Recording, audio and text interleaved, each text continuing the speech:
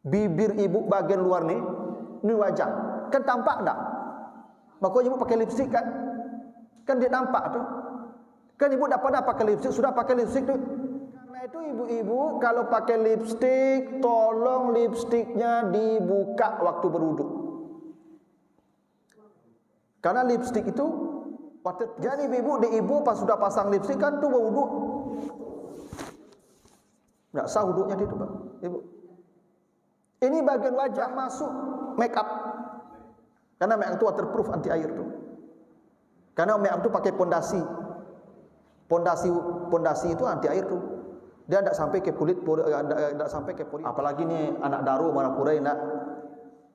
Itu waktu beralik tu, Ibu.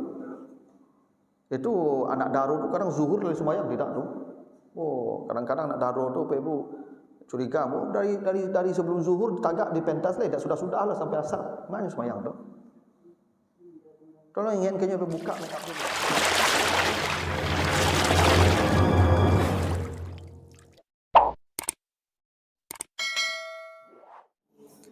Bapak, ibu-ibu, kaum muslimin, jamaah subuh yang dimuliakan Allah, kembali kita bersyukur kepada Allah atas segala karunia-Nya. Salawat dan salam untuk Nabi kita Muhammad sallallahu alaihi wasallam. Bapak Ibu yang saya muliakan, pagi ini kita akan pindah setelah bab al-janabah ya kita selesaikan bab junub, kita masuk ke bab wudu ya. Hadis-hadis yang menjelaskan tentang persoalan wudu. Ya, karena wudu ini ya sangat penting dan menjadi prasyarat diterima atau tidaknya ibadah seseorang. Sebenarnya wudu ini Bapak Ibu ya tidak terlalu sulit karena ada ukuran minimal wudu. Ukuran minimal wudu itu disebutkan di Al-Maidah ayat yang ke-6. Kata Allah, ya ayyuhallazina amanu iza qumtum ilas shalah faghsilu wujuhakum ya wa aydiyakum ilal marafiq famsahu ya bi ru'usikum wa arjulakum ilal ka'bain. Hai orang yang beriman, apabila kamu hendak melaksanakan salat, basuh wajah, basuh tangan sampai siku, sapu sebagian kepala, dan basuh kaki sampai mata kaki. Selesai. Itu batas minimal itu. Jadi kalau ibu basuh muka, basuh tangan, ya, sapu sebagian rambut atau kepala, dan basuh kaki. Itu sudah boleh salat tu Pak. Kan ringan wudu tu Pak, tak berat itu. Cuman kita membahas hadis-hadis wudu ni agar wudu kita sempurna. Karena kesempurnaan wudu itu menjadi ukuran kesempurnaan salat seseorang. Bahkan kelak di akhirat ya, ketika Nabi ditanya tentang surat Ar-Rahman ayat 39, kata Allah, fa yauma idzin la yus'alu an zanbihi insun wala jan. Kata Allah, besok di akhirat ada orang masuk surga tidak ditanya dosa dan amalnya. Jadi ada orang masuk surga langsung saja digiring ke surga, tidak ditanya amalnya. Sahabat bertanya, apakah mereka tidak dihisab ya Rasulullah? Kata Nabi, la yuhasabun, mereka tidak dihisab oleh Allah. Kenapa mereka tidak dihisab? Kullun yu'rafuna bisimahum, malaikat hanya melihat wajahnya saja. Ada orang masuk surga dilihat wajahnya dan wajahnya cerah. Kenapa wajahnya cerah? Kata Nabi, ghurran muhajjalin min asaril wudu, karena wudunya sempurna ketika dulu di dunia. Jadi kesempurnaan wudu ini Bapak Ibu membuat wajah kita bercahaya terang. Hingga dengan cahaya wajah itulah malaikat membawa kita ke surga tanpa menanyakan apa amal dan dosa kita.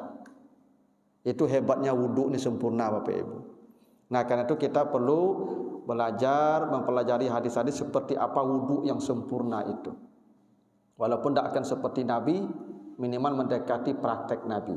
Nah, kita lihat hadis pertama, hadis dari Abu Hurairah, hadis riwayat Bukhari. Nabi bersabda, laula an asyqa ala ummati la amartuhum bisiwaki ama'a kulli wudu'in. Kata Nabi, andai tidak membebani umatku, maka saya akan mewajibkan mereka bersiwak ya setiap kali mereka berwudu. Ya, kalau di hadis lain fi kulli salatin, setiap mereka hendak melaksanakan salat. Nah, jadi siwak ini sunnah Nabi, Bapak Ibu. Bapak Ibu kalau ke Makkah itu ada kayu ud namanya, itu khusus untuk siwak itu. Nah, jadi siwak itu Bapak Ibu itu setiap berwudu, apakah ya ketika hendak salat ataukah selesai wudu atau sebelum wudu itu bersiwak dulu. Nah, kalau kita sekarang ya bolehlah menggosok gigi, ya. Tapi siwak itu memang sunnah Bapak Ibu. Dan salah satu keutamaan siwak itu, orang yang rajin bersiwak itu sakaratul mautnya akan mudah. Itu Nabi ketika hendak meninggal dunia, Aisyah bercerita minta disiwak. Maka Aisyah kemudian mengambil siwak dan menggigitkan ya ujung siwak itu sampai dia lunak. Lalu ya yang digigit Aisyah itu digosokkan ke gigi Nabi. Maka kata Aisyah, ketika Nabi wafat itu, air ludah saya dan ludah beliau itu bersatu. Ya, karena Aisyah menggigitkan siwak itu dan menempel ludahnya di sana kan, lalu digosokkan pula ke gigi Nabi. Memang orang kalau bersiwak itu rajin, Bapak, sakaratul mautnya mudah Bapak Ibu. Ya, kalau Bapak Ibu ada kesempatan bersiwaklah. Nah, misalnya ada wudhu di rumah tuh, nah, atau bersiwak dulu, baru ke masjid. Memang ada sebagian orang membawanya di sakunya, Pak. Ya, sebagian kawan-kawan kita itu taruh di saku itu, dan ketika hendak takbir siwak dulu. Lalu ya dimasukkan lagi ke kantongnya. Kadang-kadang kita merasa tidak nyaman ya melihat keadaan itu, tapi itu sunnah Bapak Ibu. Dan biasanya siwak itu tidak bau Bapak Ibu, karena dia punya antibakteri apa namanya itu. Memang siwak itu memang begitulah. Nabi itu tidak melakukan sesuatu kecuali itu kebaikan. Nah, tapi Bapak Ibu yang tak bisa bersiwak, minimal setiap berwudu itu gosoklah gigi. Kenapa kita disuruh menggosok gigi setiap hendak berwudu itu? Ya karena aroma mulut kita ini nanti akan mempengaruhi orang di dekat kita. Apalagi subuh. Subuh ini kan kadang-kadang kita malam tuh kadang makan yang tidak sedap aromanya, makan jaring, makan patai itu. Subuh tu nak digosok gigi Ibu pai ka masjid Ibu. Takbiratul ihramnya kancang ambuinya Ibu kan. Kan bisa dibayangkan orang di sebelah awak merasa tidak nyaman dia dengan aroma mulut kita. Dulu masih untung le pakai masker sama-sama kan. Jadi kok kancang mana takbirnya Allah. Alanya seorang ke dalam balik ya. Kalau kini masker lah buka apa Ibu? Karena itu memang disunahkan kita setiap wudhu tu gosoklah gigi. Karena kadang-kadang Bapak Ibu kita tidak sadar kalau kita mah aroma mulut kita biasa karena lah salah satu hari wa irui. Orang di sebelah awak kadang-kadangnya sensitif dengan aroma mulut. Maka digosoklah gigi kita.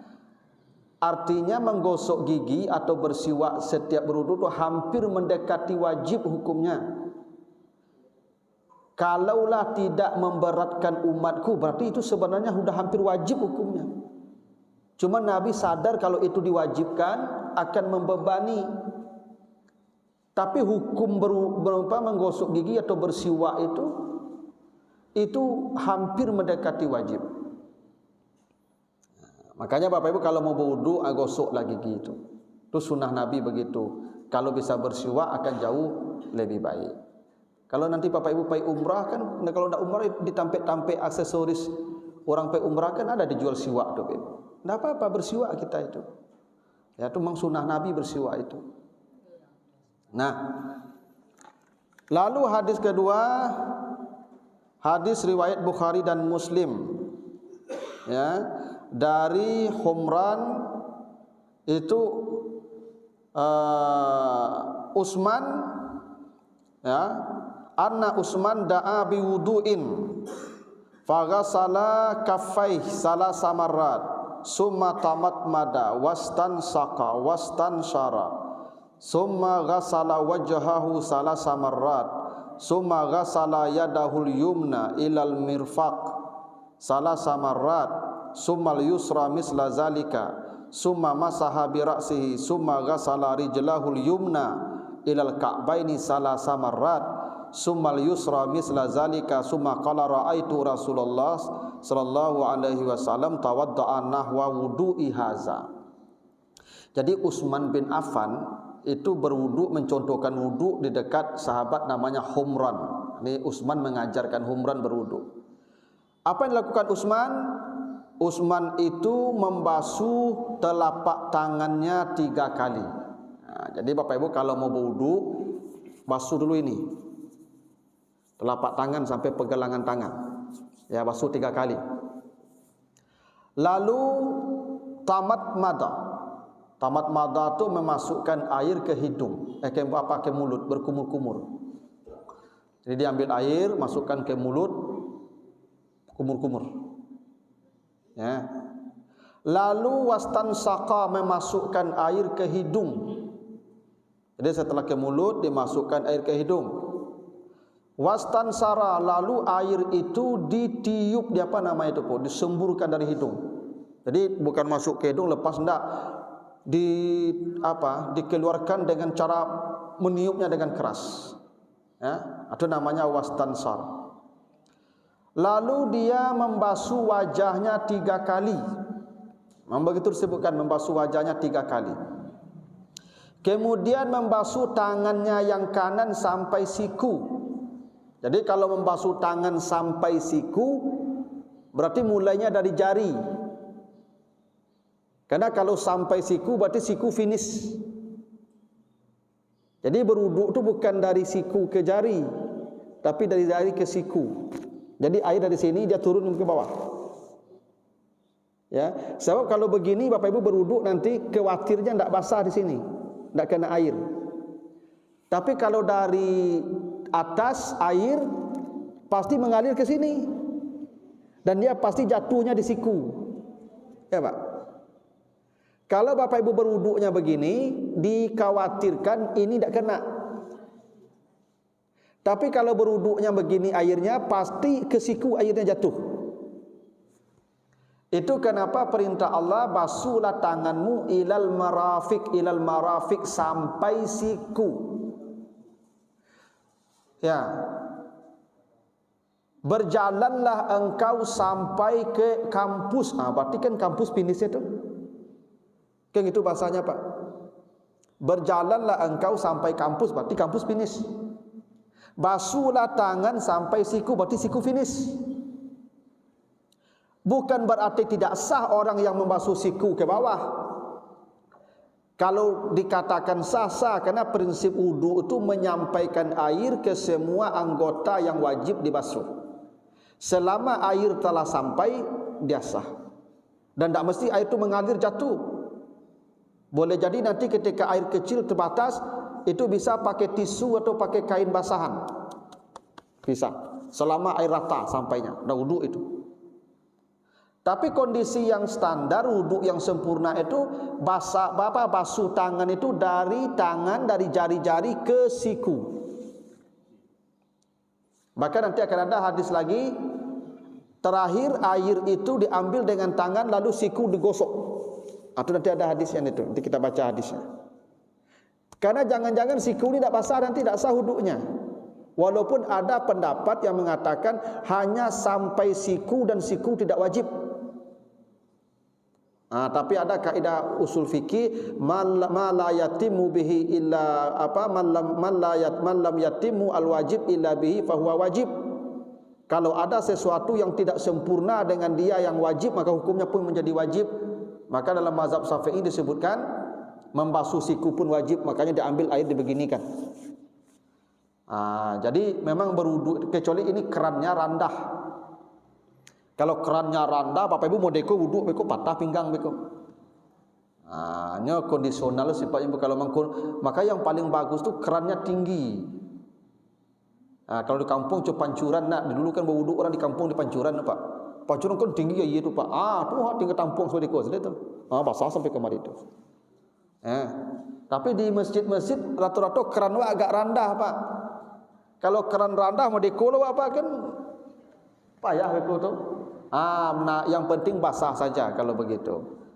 Tapi memang dicontohkan ya dalam hadis Nabi itu membasuh tangannya sampai ke sikunya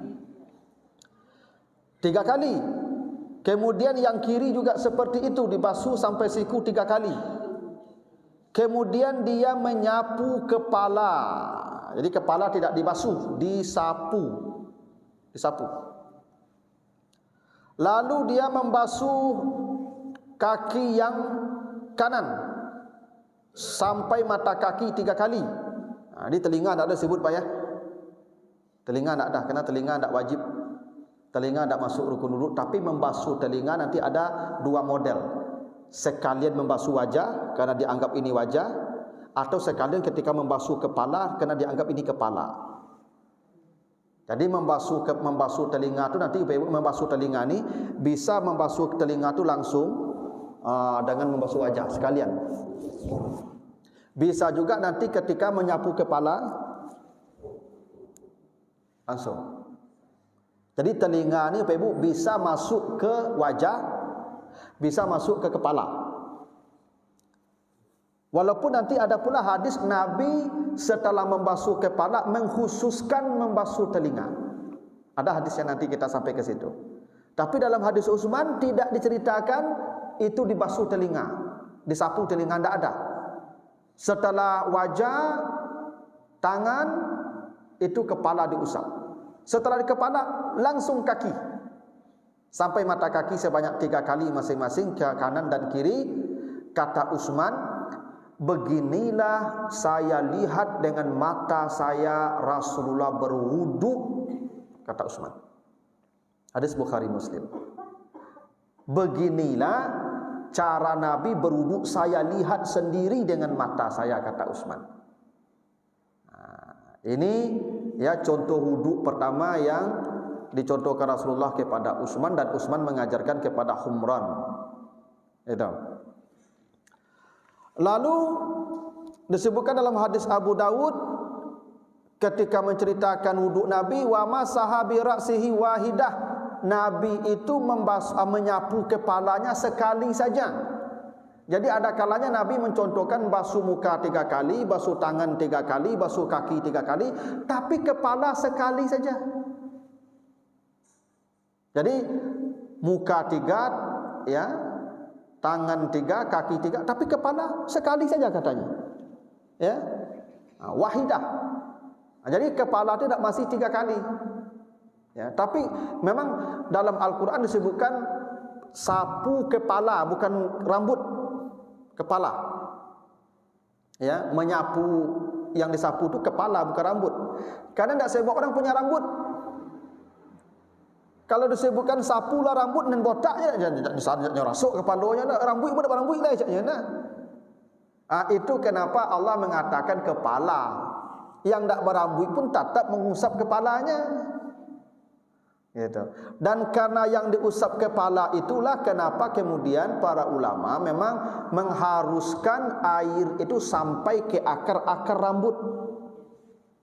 Karena yang Allah suruh menyapu kepala, bukan menyapu rambut. Tapi sebagian karena ada bi, ya, ada kata bi, huruf bi di situ, wamsahu bi ru'usikum, maka tidak mesti rambut, tidak mesti kepala. Kalau Allah katakan wamsahu ru'usakum, ya, tapi kalau pakai bi, rambut pun masuk bagian daripada ru'us. Begitu pemahamannya. Maka cukup membasuh, itu pun tidak semua rambut, sebagian saja. Maka dalam mazhab Syafi'i minimal 3 helai. Jadi kalau ada orang berwudu atau masuk kakinya lain, lah sah toh. Ya, kalau ada yang begitu, tapi kan minimalis namanya itu. Ya. Itu ibadah yang minimalis tuh. Ya, kalau yang sempurnanya nanti ada contoh dari Nabi sebagaimana mengusap kepala, itu ada hadisnya setelah ini. Lalu diceritakan lagi dalam hadis Abu Dawud itu, masaha Rasulullah bi ra'sihi fa aqbala bi yadayhi wa adbara.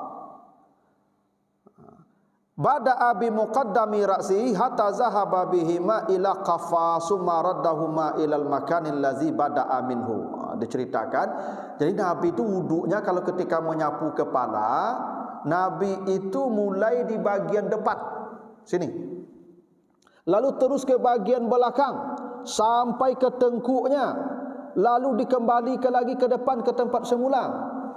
Jadi Nabi itu kalau membasuh kepalanya, Pak Ibu, ini diambil air, ditarik ini ke belakang sampai ke tengkuk, lalu ditarik lagi ke depan.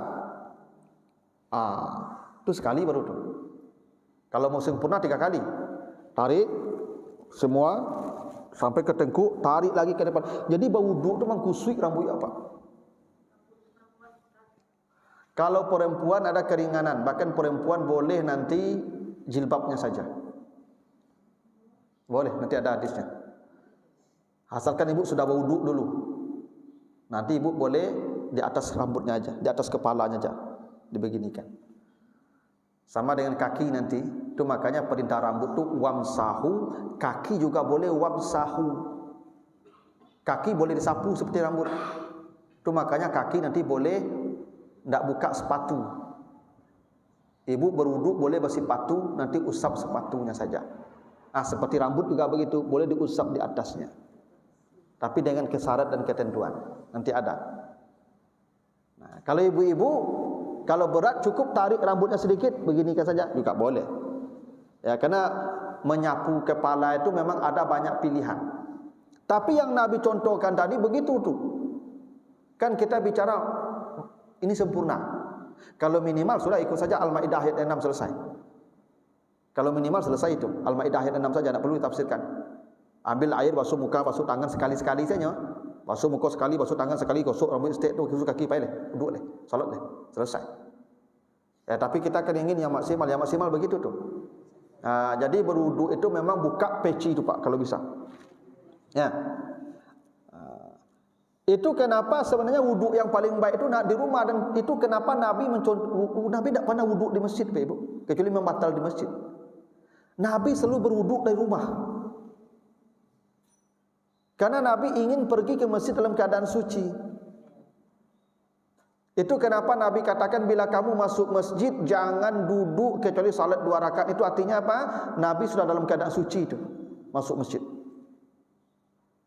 Itu kenapa hadis Aisyah, Nabi setiap selesai berwudu mencium istrinya lalu belum berangkat ke masjid dan tidak mengulang wudunya.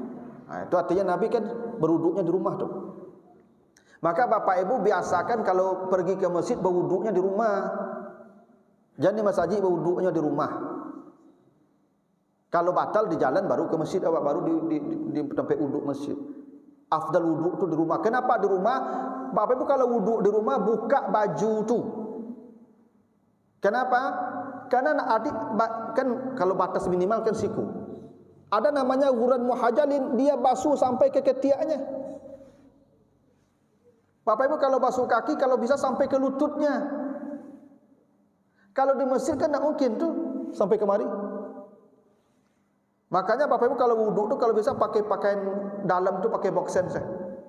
Pakai anak baju sehingga basuhnya memang sempurna sampai ke ketiak-ketiak. Terutama siang zuhur Pak, zuhur ku pakai ringik badan berbaun nak. Maka perlu ketiak ni dibasuh ni Pak, buka baju tu. Itu disebut ghurran muhajjalin tadi itu. Orang wajahnya akan ceria, akan cerah nanti di akhirat karena dia berwuduk melebihi batas yang diperintahkan Allah. Allah basuh kaki, Allah suruh basuh tangan sampai siku, dia sampai ke ketiak. Allah suruh basuh kaki sampai ke mata kaki, dia basuh sampai lututnya. Allah suruh sapu sebagian kepala, dia basahkan semua rambutnya. Itu namanya ghurran muhajjalin. Dan itu kalau bisa, kalau itu sempurna itu di rumah kita berwuduknya, baru bisa begitu. Kalau di masjid tidak mungkin. Ya. Nah, tapi begitu cara membasuh rambut yang dicontohkan Nabi. Summa masaha bi ra'sihi wa adkhala isba'aihi as-sabbahataini fi uzunai wa masaha bi ibhamaihi zahira uzunaihi. Ketika Nabi membasuh kepalanya tadi, Nabi langsung memasukkan jarinya ke telinganya, telunjuk ke lubang telinga, ibu jari ke belakang telinga, Nabi tarik. Jadi Nabi diceritakan Kalau membasuh telinga itu sama dengan membasuh rambut, sama dengan menyapu rambut. Jadi rambut ditarik, lalu tarik lagi ke depan, baru telinga. Jadi tidak diambil pula air. Nanti ada hadis yang memang ada pola lain, tapi ini pola satu pola. Jadi ketika menyapu kepala ini, Nabi tarik dan telinga langsung. Ini yang ujung telunjuk ke sini, dan ini ke sini, ke belakang. Jadi tarikannya searah jarum jam, begini. Jadi wuduk membasuh telinga itu tidak boleh tu loh, ibu. Ada anak-anak apa wuduk, itu telunjuk masuk ke dalam, dia memasukkan ke semua lipatan-lipatan telinga. Dan ibu jari ini ke bagian belakang setelah tarik ke depan. Jadi begini cara. Seperti guru-guru zaman siswa kalau berang ke anak murid kan nyepilin telinga nak. Enggak. Zaman dulu guru-guru Pak kalau ndak mengerti ya nak, kalau ndak donen dapet pelajaran kalau nyepilin telinga. Jadi memilin telinga tu Pak Ibu, memilin seperti arah jarum jam tu, itu mengaktifkan saraf otak. Itu makanya anak yang mada, yang tangkal, yang tidak mau mengerti itu dipilin telinganya, terbuka klep otaknya itu, tapi menangkuk mereka sudah tahu. Begitu orang dulu tu mengajar situ Pak. Dengan ilmu orang tu marah dulu. Marah tu tidak dengan nafsu, marahnya dengan ilmu. Orang yang rajin berwuduk begini ni Pak Ibu, ini tidak jarang-jarang stroke. Karena saraf telinganya langsung ditarik, diaktifkan tu Pak. Coba Pak begini telinga Bapak tu terasa ke sininya agak apa itu?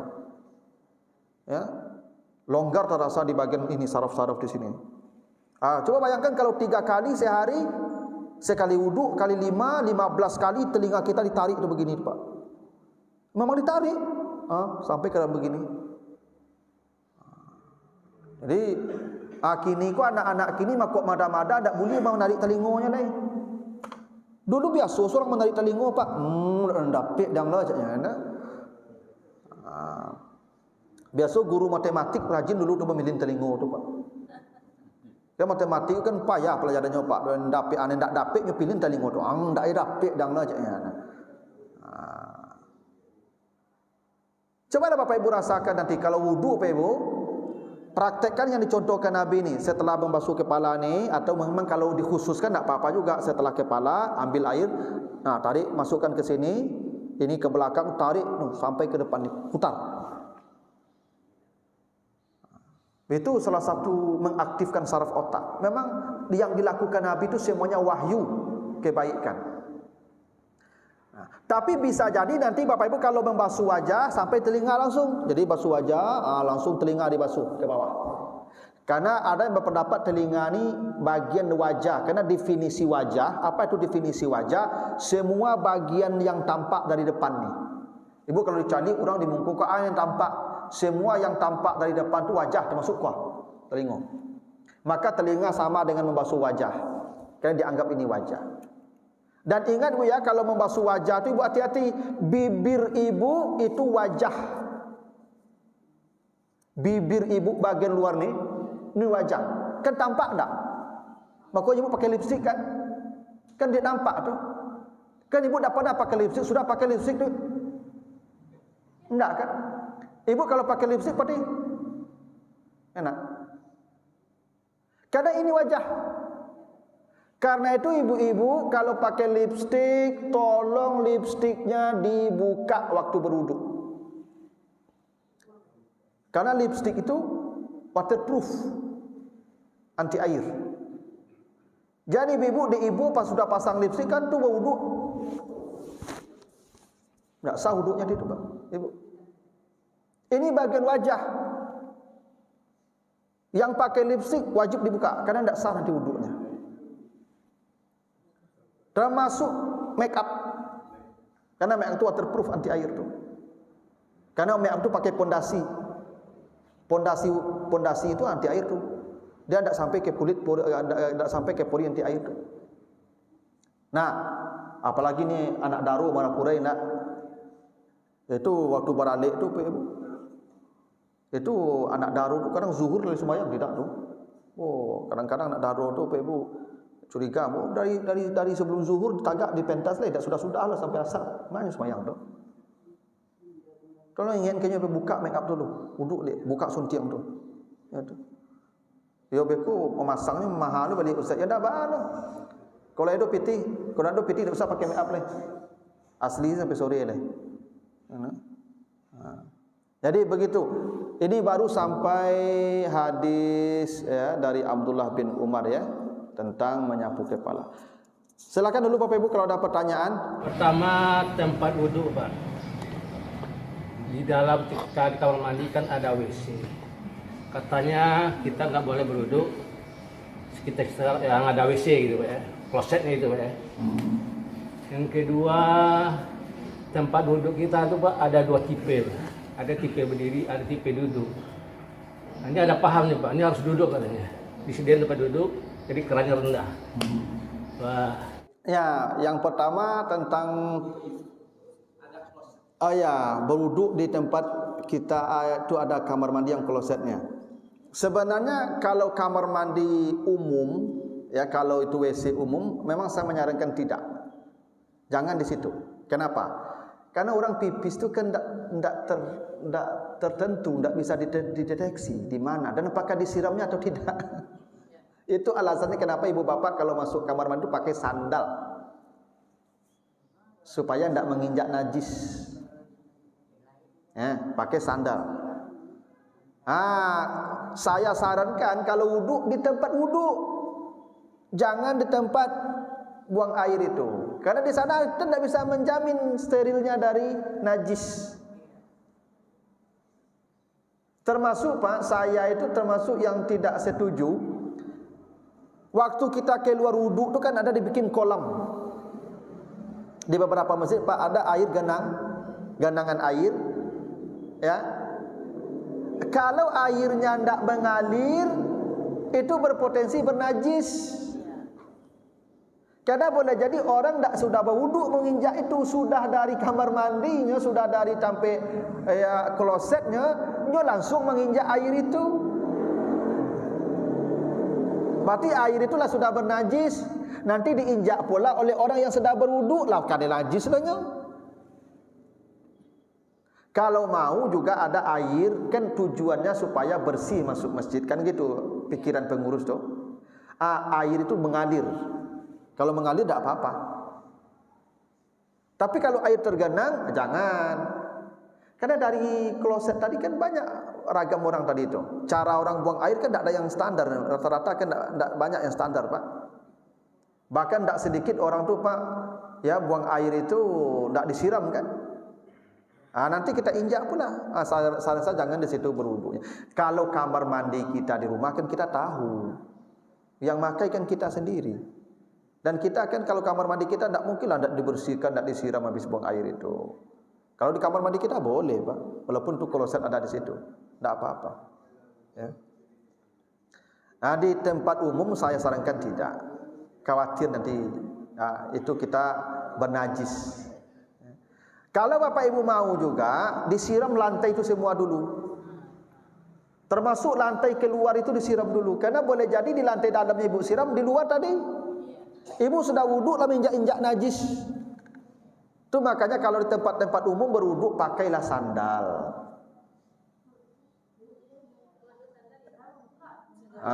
Ya kalau sandal Pak, sandal kumuh dibuat. Kalau bisa sandal tengkelek ke dalam tu.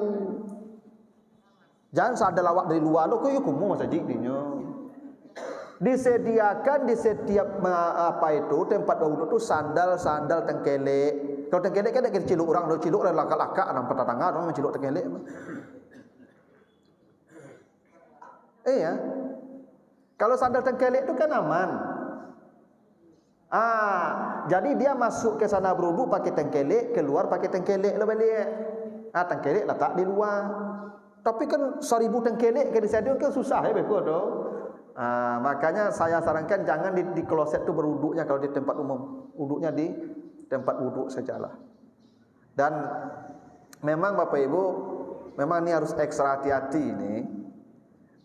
Tempat area lewat itu memang harus disterilkan. Khawatirnya nanti orang yang dari kloset itu dia tidak menyiram kakinya dan nginjak, dia nginjak itu pula tuh.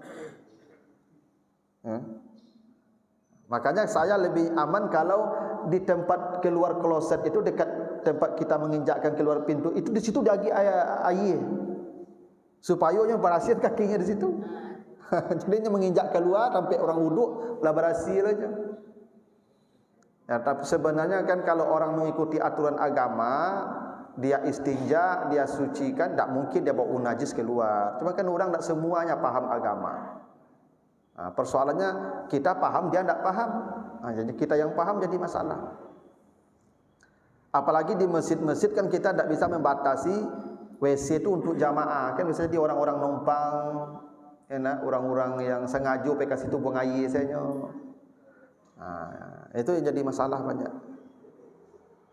Makanya Pak, di beberapa masjid saya temukan itu ada kloset khusus untuk orang-orang yang singgah. Jadi tempat itu dikunci, hanya dibuka ketika untuk waktu salat. Tempat duduk dan ada. Tapi untuk orang luar disediakan di luar satu. Ya. Itu lebih aman Pak. Lebih aman yang begitu itu. Nah, yang kedua, ada tempat duduk, kita kasih tempat duduk Pak. Ya tidak apa-apa. Mau berdiri mau duduk tidak ada masalah. Kan yang pokok cara wuduknya sesuai dengan apa yang diajarkan Nabi. Sebenarnya kalau duduk itu bagi bapak ibu yang payah tagak, bobot badannya barik, lebih rancak supaya wuduknya bisa lebih lambat, lebih sempurna. Bagus ada tempat duduk itu Pak. Cara membasuh kakinya pun bisa sempurna kalau duduk, bisa diangkat kaki itu agak tinggi. Tapi kalau bapak ibu badannya barik, ya tagak loyong-loyong, mereka membasuh kaki itu kan payah tu Pak. Kadang bangkit saya kaki seketik tu belatak saya di keran tu kaki dia, tidak ada gosok-gosok lah. Duduk tu bagus Pak. Kan apa nama tu, idenya dibuat tempat wuduk itu kan supaya orang berwuduk tu agak santai. Yang kalau duduk berwuduk kan santai berwuduk itu. Kau tagak kan sifat-sifat saya ianya Pak. Nah, itu idenya tu supaya orang kau sempurna wuduknya dengan duduk itu. Maka disediakan tempat duduk. Cuma kadang-kadang desainnya tidak pula standar, sehingga susah lu duduk tu jadinya. Ya keran rendah Pak. Lu bela sampai duduk. Itulah payah awak kawan aku ke bawah adanya. Kalau duduk tu dagi kerannya agak tinggi. Nah, itu baru standar kalau kita duduk. Sehingga seperti tadi membasuh tangan tu mulai dari jari bisa ke siku. Begitu Pak. Silakan Ibu. Kami sangat khawatir mengenai telapak kaki Pak, karena yang kotor itu telapak kaki kami perempuan misalnya bolak-balik di dapur saja kaki itu sudah menjadi hitam itu. Apa bukan yang telapak itu juga harus dibersihkan betul? Ya kalau kaki Ibu hitam, tanah-tanah tu Ibu tidak bernajis, itu Ibu tidak kotor namanya itu. Misalnya kaki Ibu kena tanah tu dah, tapak kaki Ibu sudah nginjak tanah, Ibu buat salat, Ibu tidak kotor namanya itu. Ibu bersih itu. Yang kotor tu Ibu bernajis. Ibu sudah berwuduk, tu Ibu pergi ke masjid nak berterompa, lo Ibu pijak kasih, Ibu pijak tanah tu Ibu sembahyang boleh. Suci namanya. Ibu injak kotoran baru Ibu najis namanya. Jadi tidak ada masalah telapak kaki itu Ibu. Ya. Cuma awak kalau masa salat di masjid bakar pet modeko, kaki wa hitam pas beko tagak kaki itu telapak kaki uka duduk air kan orang kan tak nyaman macam di belakang no. Itu saja. Dulu kan Nabi Masjid Nabawi itu kan tak pakai keramik. Lantai kasih. Bukan hanya kaki yang bakasih-kasih ketika sembahyang Ibu. Yo kanyang-kanyang pun bakasih ketika sembahyang tu. Karena Nabi tidak seperti awak, sahabat tidak seperti awak, tidak buat sajadah lebih Ibu. Sajadah kan baru rumah. Dulu Nabi sahabat pergi ke masjid, pergi mana? Tutup aurat pergi masjid dah. Sujud dah di tanah tu, saya dah dikasih ada saja. Jangan Ibu bayangkan Masjid Nabawi ketika dibangun masa Nabi itu berkeramik, tidak. Kasih saya tu makanya Nabi berkatakan kepada sahabat, bila engkau sujud lalu ada pasir dan tanah menempel di keningmu, jangan pernah kalian mengusapnya. Biarkan dia jatuh sendiri kerana rahmat Allah sedang menghampiri kalian. Jadi sahabat dan Nabi itu kalau sujud Pak, itu tanah pas kasih itu menempel di kanyang mereka, sehingga Nabi larang, jangan kalian hapuskan awak kan gitu kan, gitu ya. Karena Nabi jangan biar dia jatuh. Itu rahmat Allah. Karena sujud yang paling khusyuk itu di atas tanah. Makanya definisi sujud wada'ul jabhah 'alal ard, meletakkan kening di tanah, itu definisi sujud. Sujud yang paling khusyuk itu kalau kening kita langsung menyentuh tanah. Jadi ibu, kalau kaki ibu, telapak kaki ibu sudah bu berwuduk, lupa ibu kamar saja zaman sisu orang kena terompa lah pak. Abu takkan nenek, abu lu tak pandai terompa, hello ibu. Pakai kamar saja kaki ayam saja. Sudah wuduknya pakai kaki ayam saja, salat tak apa-apa juga. Tu pakai kamar saja, terpencak tanah, tak apa. Tanah kan tak najis. Nah, cuma kalau dalam kondisi sekarang tentu tak mungkin cara begitu. Ya, kan kau kasih kan pijak-pijak karpet beko, jajak kaki tanah-tanah situ. Orang mencari ibu, mali orang cari ibu lagi gitu. Ya, itu kan perkembangan masa kita ikuti. Nah, tapi memang prinsip wudhu itu basah. Basahnya yang pokok. Ya. Makanya Bapak Ibu, kalau Bapak Ibu misalnya ada yang ke sawah, ke ladang, ada yang ke sawah, itu kan kaki itu tanah-tanah tuh. Serawa, ada serawasa sampiang di kampung bos, sampiang itu pakaian yang dipakai ketika mencangku, membaca, enak. Itu tidak usah dibasuh pak. Berwudu apa? Pokoknya basahkan muka, basahkan tangan, basahkan kaki. Salat dengan baju yang berlumpur tu, dengan pakaian yang berlumpur tu. Salat dengan itu. Tak perlu diganti tu serawa tu. Selama tidak ada najis di situ. Kalau tanah ada lumpur kan tidak najis, bahkan alat pensuci malah itu. Boleh. Tidak ada syaratnya itu harus hilang tanah yang menempel di badan kita. Tidak. Yang harus hilang itu najis. Najis ya. Yang tidak najis tidak apa-apa.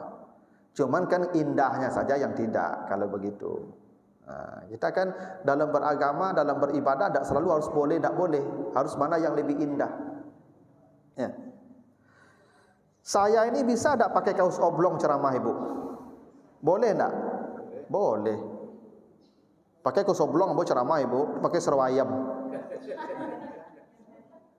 Ya. Pakai ibu pakai ibu sampai lutut saja. Tu ibu pakai kaos oblong, ibu ceramah, boleh tak? Boleh. Kan tak ada salah. Apa yang salah? Saya nutup aurat. Tapi tidak indah. Adabnya kurang. Orang tak nyaman lihat kita. Kalau orang tak nyaman melihat kita namanya mungkar. Dan Allah melarang kita berbuat mungkar. Wa yanha 'anil fahsya'i wal munkar. Yang ma'ruf begini, pakai batik itu ma'ruf, atau pakai koko itu ma'ruf, sopan. Jadi ibadah tidak selalu soal boleh tidak boleh, ada soal adab. Dan adab itu nilainya tinggi. Ya, nilainya tinggi. Justru kalau di kampung Bapak Ibu khutbah Jumat dan cubu-cubu pakai sarawak panjang Pak. Ngeturunan orang mereka tu kan kayak sarung. Tak boleh pakai sarung panjang naik mimbar dulu pak. Pakai sarung. Sampai kini masih. Karena tidak indah pakai serawa naik tu. Ya, pakai serawa tu tidak indah bagi orang di sana. Yang indah tu sarung. Tak sopan tagak di mimbar tu pakai sarung panjang dulu. Itu menurut mereka. Ya sudah tu ma'ruf sedang ukur tu jangan dilawan. Menghadirkan sesuatu yang berbeda dengan orang banyak namanya mungkar. Oh heboh orang nanti. Tak boleh. Ginilah. Sunnah Nabi kalau makan ibu lutut naik kata cik nak. Nabi kalau makan pak batagak lutut cik. Awak kalau makan bersama orang meralik duduk sama-sama pak ndak baselo makan nak. Orang baselo sadonya pak tagak lutut cik panjang jadi orang ke pak weko tu mah. Pasti apa disapu orang pak sopan dah sedek. Dah duduk orang. Apa aja menjawabnya lain. Yang baca hadis Nabi, Nabi ciko semayang ko duduknya ko sunnahnya ko modeko. Tak terima orang tu pak. Apa sampaikan pun matan hadis orang tak terima tu. Kenapa? Karena ada yang ma'ruf. Kan duduk bersila tak diharamkan. Ada tak hadis yang melarang duduk bersila? Enggak. Soal format duduk tergantung kebiasaan. Nabi memilih duduknya kakinya naik ke atas. Kalau kita memilih bersila, yang ma'ruf ikuti. Jadi managaan lutui di tengah orang sebaselo tu mungkar kerajaan nama tu. Memang Nabi begitu. Mengganji ko tak boleh Ibu, mengganji ko mungkar kerajaan nama tu. Kalau bicara hukum boleh. Oh sunnah iya, tapi itu tidak ma'ruf di tengah orang banyak. Selama yang dianggap ma'ruf itu tidak bertentangan dengan prinsip-prinsip agama. Kecuali minuman khamar dianggap ma'ruf tu menganggap yang tidak minum mungkar tu salah itu. Tapi kalau soal duduk di awak ko yang sopan baselo. Ya toh? Silakan Pak. Yang saya tanyakan ini masalah pelaksanaan duduk dan sholat. Setiap kita barangkali mungkin berpengalaman, kita mengadakan suatu urusan dinas, barangkali atau urusan yang lain, kita kan bisa berurusan dengan orang kafir umumnya. Nah, dalam urusan ini dia kan sudah nyata dia kafir nih Ustaz. Tetapi dalam suatu perusahaan tersebut dia menyediakan tempat salat dan tempat duduk. Pas pada saat itu waktu salat masuk, masjid jauh. Ini tempat kalau orang kafir nih. Mau tidak mau tentu kita salat di sana Ustaz. Apakah duduk kita, salat kita sah? Padahal kan tempat itu tempat orang kafir, bukan orang mukmin. Ya makasih Ustaz. Ya begini Pak, yang dilarang Nabi itu jangan kamu makan dan minum menggunakan bejananya Yahudi dan Nasrani. Makan dan minum yang dilarang Pak. Makan minum di tempat dia, menggunakan bejana dia atau memakan masakan dia. Tidak boleh. Nabi pernah berwudu di bejananya orang musyrik. Jadi ada bejana tempat penampungan air. Dulu kan air kau ditampung jawab dulu cembe lah dia awak. Itu miliknya orang musyrik. Maka Nabi berwudu tidak apa-apa. Boleh. Jadi kan mereka pakai tank air. Ya sudah, kan air kan kadang dari PDAM lewat keran. Ya sudah, tidak apa-apa. Berwuduk boleh. Salat di tempat mereka tidak apa-apa. Selama tempat itu suci dari najis.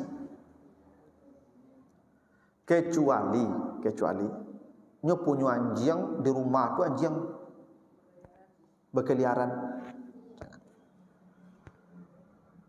Kan ada orang-orang non-muslim tu Pak, anjing kau dalam rumah. Lalu sama mereka anjing tu Pak. Ya, duduk di meja makan mereka anjing tu bagai Pak. Kalau begitu rumahnya jangan Pak. Jangan. Udah dipastikan dijilat semua di rumah tu. Udah pasti tu. Tapi kalau dia tidak begitu ya steril kita pakai. Nah, tidak apa-apa. Ya. Boleh Pak. Berwuduk pun tak apa-apa di tempat mereka. Nabi pernah berwuduk menggunakan bejananya perempuan musyrik. Boleh. Selama airnya suci. Kecuali airnya yang bernajis tidak boleh. Tempatnya selama suci juga boleh. Tak ada masalah. Nah begitulah dulu Pak Ibu ya. Ini masih banyak hadis-hadis tentang wuduk. Ini nanti kita bahas satu persatu di pertemuan berikutnya. Lebih kurang mohon maaf. Subhanakallahumma wa bihamdika asyhadu an la ilaha illa anta astaghfiruka wa atubu ilaika. Wassalamualaikum warahmatullahi wabarakatuh.